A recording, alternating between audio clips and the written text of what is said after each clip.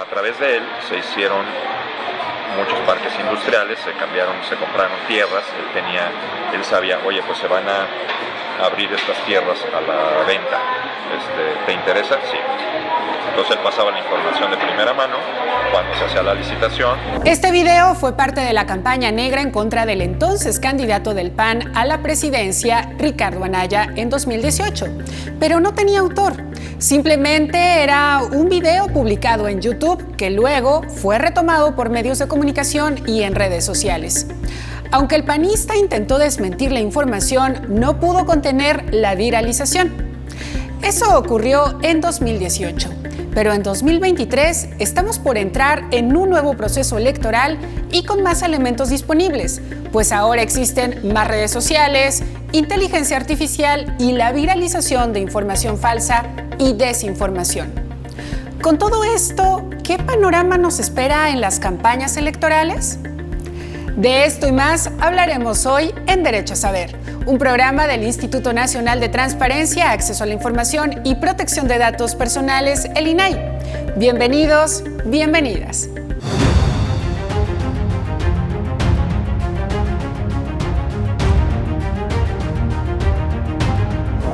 El proceso electoral 2023-2024 arrancará formalmente con el inicio de las precampañas el 5 de noviembre y será el más grande que hayamos tenido en el país, pues se elegirá al presidente o presidenta de la República, 128 senadores y 500 diputados. Y en el ámbito local se renovará la jefatura de gobierno de la Ciudad de México y 8 gubernaturas. En total, se elegirán 19.634 cargos locales entre congresos, ayuntamientos, juntas municipales y alcaldías. Y podrán ser elegidos por quienes están inscritos en el padrón electoral, es decir, por 98.477.730 mexicanos. Para hablar de esto nos acompaña Laura Fernanda Morales de la Vega. Ella es maestra del TEC de Monterrey. Laura, bienvenida. Muchísimas gracias por acompañarnos. Gracias por la invitación. Estoy muy contenta de estar aquí. Laura, lo primero que quisiera preguntarte es que estamos viendo la utilización de nuevas tecnologías para propagar más y más rápido información errónea, noticias falsas. Lo que quisiera preguntarte es si esto representa un peligro y también en qué tipo de plataformas estamos viendo la viralización de esta información. Claro que sí. Me gustaría primero entrar un poquito en contexto sobre la información falsa y las distinciones que hay en este sentido. Claro. Dentro de la información falsa tenemos algo que se le llama fake news, que de hecho fue un concepto que Donald Trump nos trajo al mundo, y tenemos también el concepto de desinformación. ¿Por qué quiero hacer esta distinción? Por lo siguiente. Claro. Fake news se refiere a una noticia fabricada, algo que no existe, es ficción, pasada por verdad. Y la desinformación es, sí hay información verídica, pero está mezclada y tergiversada para que sirva a ciertos fines, ¿no? Las dos buscan engañar a la población, ¿no? A la audiencia. Nada más que una lo hace desde la absoluta ficción y la otra lo hace utilizando datos que sí existen, pero manipulados, ¿correcto? Okay. Ahora, la tecnología ha jugado un papel fundamental en la diseminación de la desinformación y fake news, y esto es un fenómeno que de hecho se llama infodemia. ¿Sí? La Organización Mundial de la Salud, durante de hecho la pandemia de COVID, dijo, bueno, aquí hay otra pandemia, pero de información y desinformación que se llama infodemia. Laura, y también estamos por entrar a un proceso electoral 2023-2024. Con todo esto que nos has explicado, ¿consideras que existe un riesgo en que se utilice la desinformación y las fake news como parte de la estrategia electoral? Por supuesto, me encanta que toques este tema. Es un tema que en el Tecnológico de Monterrey tenemos muy presente. Nos estamos preparando para tener un observatorio de medios digitales justamente en este proceso electoral. Ya lo tenemos planeando desde hace un año, ¿no? Ya nos estamos preparando bien, disculpa, porque viene muy fuerte. Tengo unos colegas puedo aquí nada más para no equivocarme, Jacobo Bañuelos Capistrán y María Ángela Abrucese. Ellos acaban de publicar un estudio donde analizaron un caso que la verdad asusta. Analizaron un caso que sucedió recientemente en Venezuela. El caso es de una agencia de noticias que se hizo llamar House of News. Se presentaba como una agencia de noticias en inglés, que era parte, además, no era solo un canal, ¿no? Se detectó que eran varios canales interconectados que entre todos se sustentaban, ¿sí? O sea, es de, tú encuentras esta información en este canal en YouTube, estaban en YouTube y en Facebook, y hay otro canal que replica la misma información y hay otro canal que replica la información. Entonces, esto amplifica y además hace que parezca auténtico, ¿sí? Pero la realidad es que el contenido de esta agencia, para empezar, no era una agencia, no se tenía realmente información sobre los productores, no había un director editorial, no había forma de contactar a nadie que verificara la información, que se hiciera responsable por la publicación, y sobre todo era contenido sintético, hecho con deepfakes. Utilizaron una aplicación que es especial para generar personas en video. Así que tenían a un presentador que daba las noticias, que daba el reportaje, pero todo era fabricado. ¿Y qué temáticas estaban tratando? Pues era información, en este caso desinformación, que beneficiaba al Estado de Venezuela. Esto salió durante el proceso electoral reciente que tuvieron. Y bueno, esto saltó alarmas de investigadores y ahora sí que denunciaron a las plataformas esto como contenido inauténtico, ya, porque las plataformas tienen políticas, ¿no?, que no permiten el contenido inauténtico, lo castigan. YouTube bajó el canal, Facebook no quitó el contenido, solo puso una leyenda, ¿no?, de este contenido puede ser potencialmente falso, así que pues no recomendamos que lo veas. Pero nada más. Ahí estaba. Y lo más peligroso es que hay dinero detrás de esto. Este contenido se promocionó. Se le puso dinero para que llegara a muchas más personas. Entonces, sí se logró quitar el contenido de YouTube, en Facebook pusieron su bonito letrero, pero la gente ya lo había compartido, la gente ya tenía el contenido en su cabeza, ¿no? Entonces, ¿de qué versaba el contenido? Venezuela se arregló, no hay ninguna crisis, ¿cuál inflación? El turismo está boyante, todo está bien aquí, ¿no? Y ese es un contenido propagandístico con los fines de engañar a las personas para manipular su decisión, ¿no? Manipular el resultado electoral desde la puerta de atrás, ¿no? Ya no más de fraudes de que se perdieron las boletas, se cayó el sistema, ¿no? Ya no, ya a quienes están rompiendo es a las personas, ¿no?, al electorado.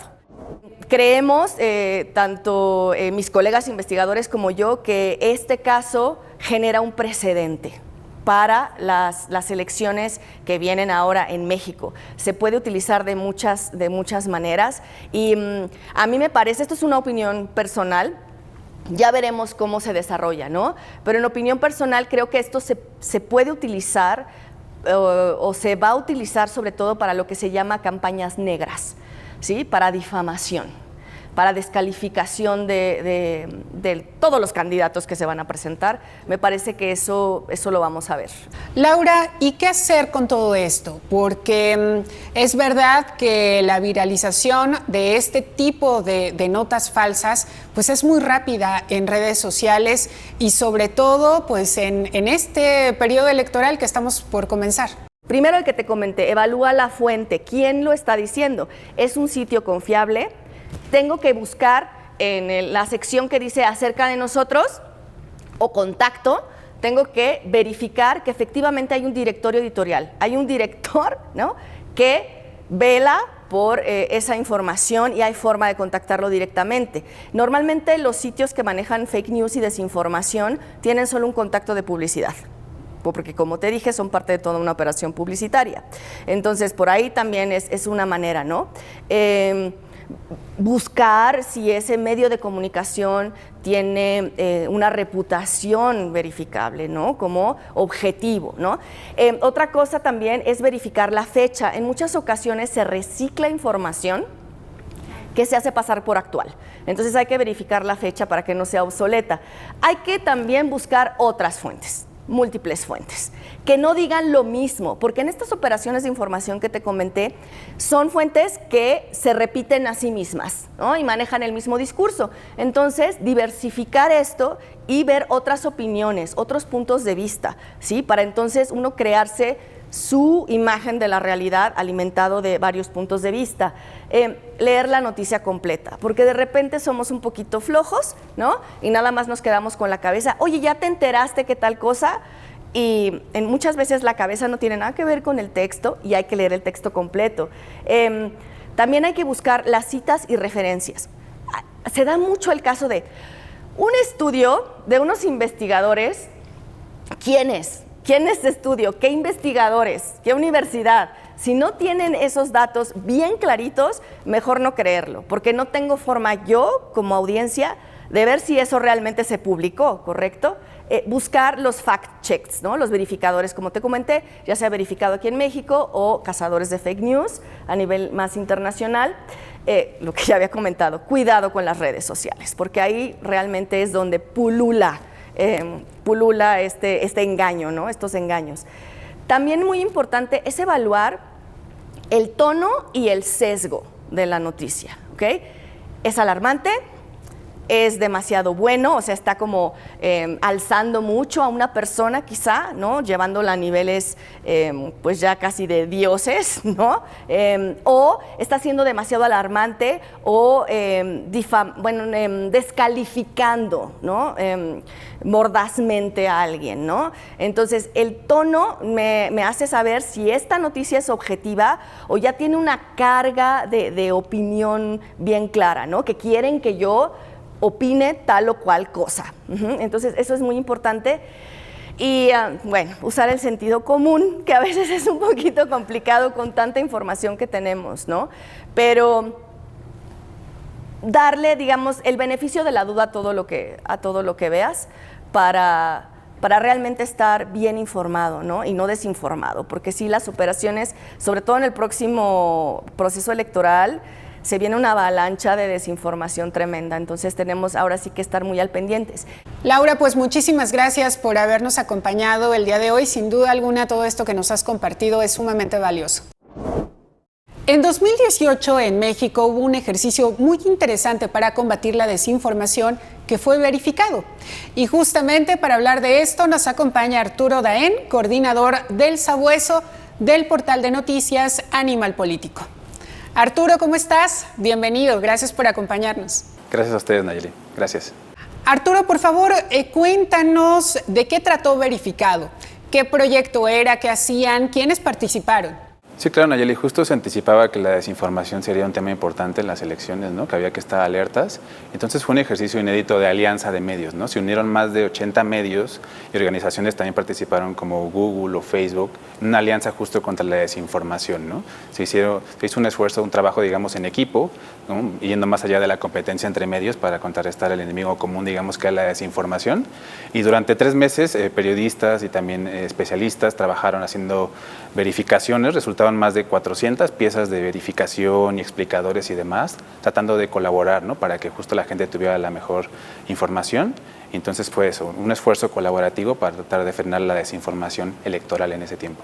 Arturo, bueno, y en 2018 vimos estas campañas negras en contra de candidatos, pero en 2023 ¿has visto una evolución en estas redes de desinformación y sobre todo cómo han detectado o qué han visto de las nuevas formas de difundir desinformación? Ustedes hicieron una investigación muy interesante llamada Red Brolan. ¿Nos podrías compartir en qué consistió? Investigamos y encontramos que un grupo de canales de YouTube identificamos al menos 23 canales en YouTube, desinformaban de forma constante, ¿no? Sobre política, sobre todo, a favor del gobierno en este caso, y lo hacían, insisto, de forma sistemática y organizada, e investigando encontramos que justo estaban todas estas cuentas relacionadas con una agencia de marketing de Jalisco que se llama Brolan. Por eso justo le pusimos así Red Brolan, ¿no?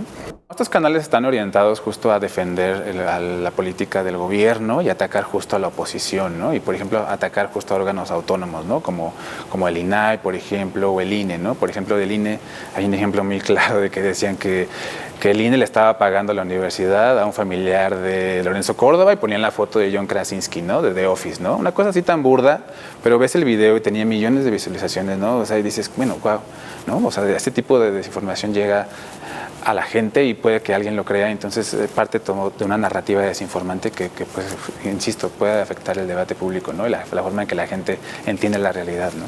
Arturo, pues muchísimas gracias por habernos acompañado y sobre todo por el trabajo que hacen en El Sabueso y en Animal Político. Como vemos, las redes sociales serán fundamentales en los próximos comicios. Pero ¿qué hará la industria? ¿Por qué es tan importante? Tan solo Meta tiene casi 3.000 millones de personas que usan sus plataformas por lo menos una vez al mes alrededor del mundo. Y estas personas generan alrededor de 1.1 millones de piezas de contenido cada segundo. Íñigo Fernández, director de Políticas Públicas para Meta en México, Centroamérica y el Caribe, participó en el tercer Foro Internacional de Transparencia y Periodismo Ruta Democrática 2024, organizado por el Instituto de Transparencia de la Ciudad de México y donde explicó la estrategia que tiene Meta de cara al proceso electoral que consta de 4 pilares. El primero, y los voy a explicar detalladamente, es la integridad. El segundo es el combate a la desinformación. El tercero es la transparencia y el cuarto es la colaboración. Nosotros tenemos un equipo multidisciplinario, un equipo especializado, un equipo súper experimentado, dedicado a garantizar la integridad de los procesos electorales. Estas redes, digamos, en el que se trata de manipular la conversación, claro que existen y lo hemos visto, nosotros lo prohibimos, como prohibimos la interferencia en el voto, como podrían decir el día erróneo de la elección, eso lo reportan los usuarios, lo reportan los medios de comunicación, lo reportan las autoridades electorales y nosotros retiramos y removemos ese contenido. Y esto de las redes manipuladas, que se llama, nosotros lo denominamos comportamiento inauténtico coordinado, que son básicamente redes que llevan actores nefastos para manipular de forma coordinada el debate público, nosotros la retiramos desde su raíz, hacemos esta información pública y hacemos público quién fue el culpable de esto y pedimos al Atlantic Council que lo audite como un tercero independiente todos estos reportes. Sobre el combate a la desinformación, Íñigo explicó que Meta tiene una red de verificadores que se encarga de corroborar la información y en caso de detectar algo erróneo, la elimina. Nosotros nos apoyamos en una red de terceros verificadores que son absolutamente independientes a la plataforma, integrados por asociaciones periodísticas de todo el mundo y que reciben financiamiento por parte de Meta, y ellos son los que determinan si este contenido puede ser falso o no. Nosotros no somos árbitros de la verdad. Entonces, una vez que los verificadores determinan que este contenido es falso, disminuimos la distribución de estas noticias. Y hoy contamos con el apoyo de 80 organizaciones verificadoras alrededor del mundo que nos ayudan a hacer este trabajo. Cuando una noticia es falsa, regreso al tema, no somos árbitros de la verdad, la van a ver y muchos de ustedes la pueden ver con una cortinilla que dice, esta nota puede ser falsa, por favor consulte otras fuentes de información. Y ponemos una serie de tips ahí para que la gente consulte esta información. Y platicando con autoridades electorales de toda la región, nos dicen que esto ha sido un cambio de paradigma. ¿Por qué? Porque creamos la herramienta de transparencia de anuncios, que básicamente cualquier anuncio político, social o controversial, llamémoslo así, está sujeto a que primero venga una leyenda que diga pagado por. Esta persona que pida autorización para sacar este anuncio tiene que pasar por un proceso en el que tiene que entregar su credencial de elector para que las autoridades electorales pues también puedan saber quién es esta persona. ¿Y qué harán otras redes? De esto nos hablará Edgar Rodríguez, director de Asuntos Públicos de TikTok para Latinoamérica. Edgar, muchísimas gracias por acompañarnos en esta emisión. Hola, muchas gracias por invitarme de nueva cuenta, Nayeli. Gracias. Lo primero que quisiera preguntarte es si en el próximo periodo electoral ustedes tienen alguna estrategia para evitar la propagación de noticias falsas y de desinformación. ¿Podrán evitar la propagación de campañas negras entre partidos y candidatos? Sí, bueno, TikTok es una plataforma de entretenimiento y de creatividad, es una plataforma positiva y ese es el objetivo número uno que perseguimos como TikTok. Nosotros entendemos muy bien que cuando hay procesos electorales, procesos cívicos, son de interés de nuestra comunidad.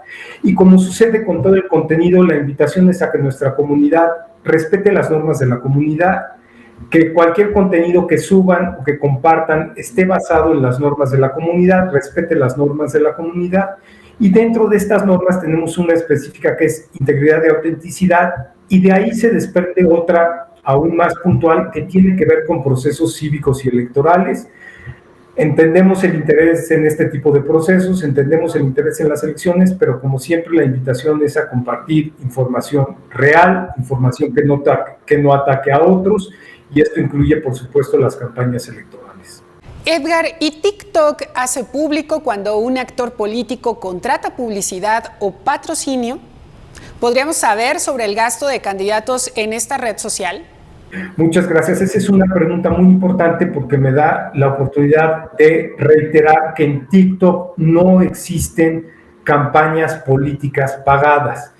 Por política interna no tenemos pauta para campañas políticas, entonces si alguien está diciendo que contrató una campaña en TikTok, esto no es posible porque no lo permitimos. ¿Y qué recomendaciones darías para los usuarios de TikTok en el consumo de información, sobre todo en este periodo electoral que estamos por comenzar?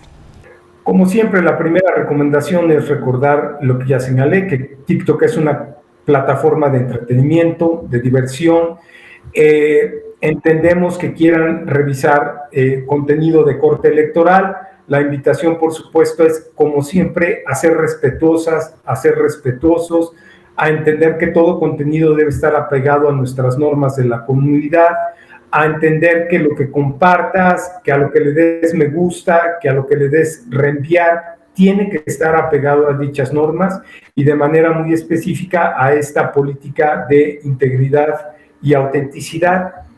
¿Por qué? Pues para que podamos mantener este ambiente positivo de TikTok, que no es una plataforma política, no buscamos ser una plataforma política y por lo tanto todas las opiniones son bienvenidas, pero siempre bajo esta lógica de respeto de unos a otros.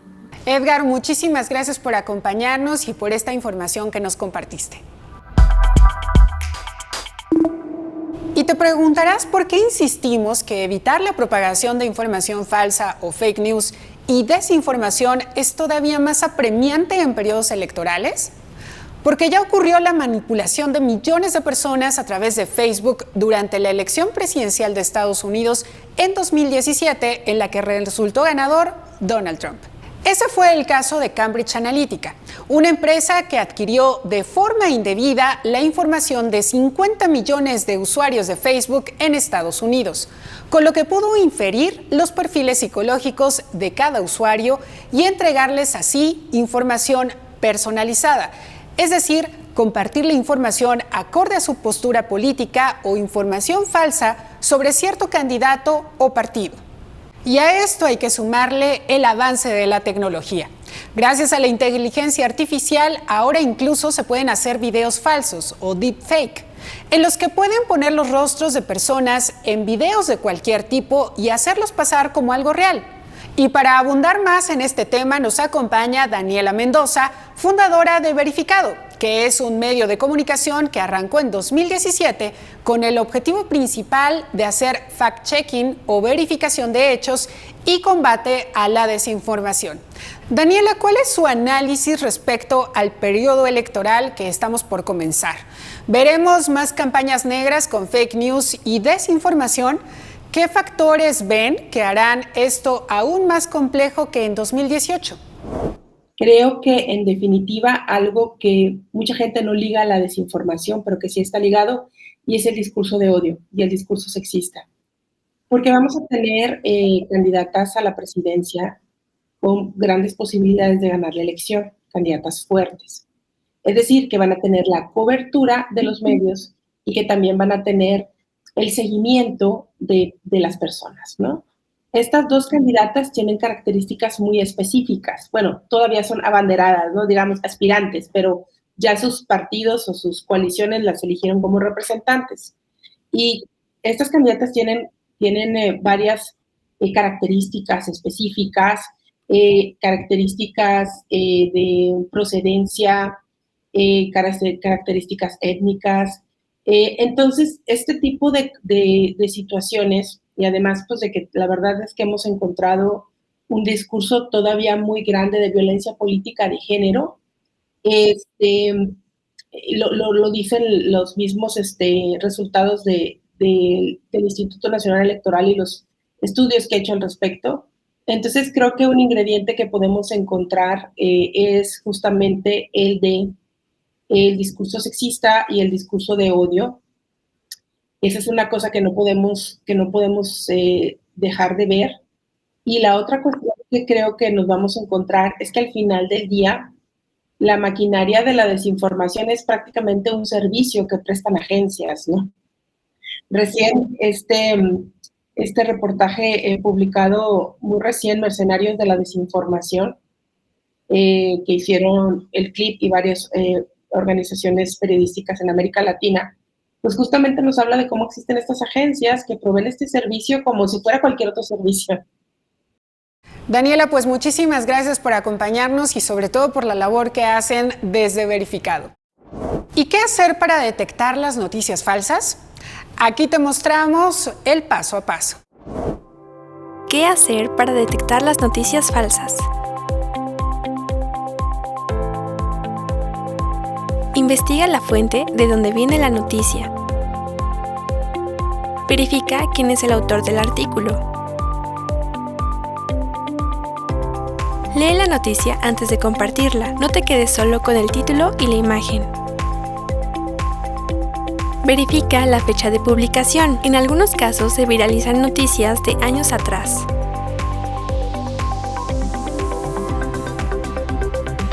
Revisa la dirección del sitio web, porque se pueden hacer pasar por sitios verdaderos que tienen un nombre parecido. Realiza una búsqueda en Google para ver si la noticia está en otros medios de comunicación. Utiliza un sitio de verificación de hechos o noticias como Verificado o El Sabueso de Animal Político. Para más información, llama al Telinai al 800-835-4324. Si te quedó alguna duda, puedes ver de nuevo la cápsula que te acabamos de presentar en este código QR y también para que la puedas compartir en los chats con tu familia y amigos. Espero que todas estas recomendaciones puedan serte de utilidad, porque recuerda que tú puedes ser un verificador de la información que consumes, lo que podría evitar propagar información falsa y desinformación. Ahora veamos qué ha ocurrido en materia de transparencia esta semana en Actualidad INAI. Resumen informativo. En Morelia, Michoacán, tuvo lugar la jornada electoral del Sistema Nacional de Transparencia para renovar sus coordinaciones. Sus integrantes eligieron a quienes encabezarán las 11 comisiones temáticas, las 4 coordinaciones regionales y la coordinación de los organismos garantes de las entidades federativas para el periodo 2023-2024. La jornada electoral concluyó con la toma de protesta de las comisionadas y los comisionados de los órganos garantes de las entidades federativas que resultaron electos para coordinar las 16 instancias del Sistema Nacional de Transparencia. Se destacó la importancia de que quienes integran este sistema continúen trabajando unidos por la defensa de los derechos de acceso a la información y de protección de datos personales y la prevalencia de las instituciones que los garantizan. También en Morelia, Michoacán, el Pleno del INAI celebró su sesión ordinaria del martes 31 de octubre, en la que resolvió, entre otros asuntos, que la Fiscalía General de la República dé a conocer la fecha en la que entregó a la Secretaría de Relaciones Exteriores la información para solicitar la extradición de Genaro García Luna. El ISSSTE informe sobre el procedimiento para elegir como modalidad de pensión el régimen de cuentas individuales o el 10º transitorio. La Sedena dé a conocer las acciones y operativos implementados para inhibir el ingreso y tráfico de armas ilegales en el territorio nacional y los resultados alcanzados. Si te perdiste algo de la información que te hemos compartido, recuerda que puedes ver este y todos nuestros programas en el canal de YouTube del INAI. Muchísimas gracias por habernos acompañado en esta emisión y te esperamos la siguiente semana, porque recuerda que tú tienes derecho a saber.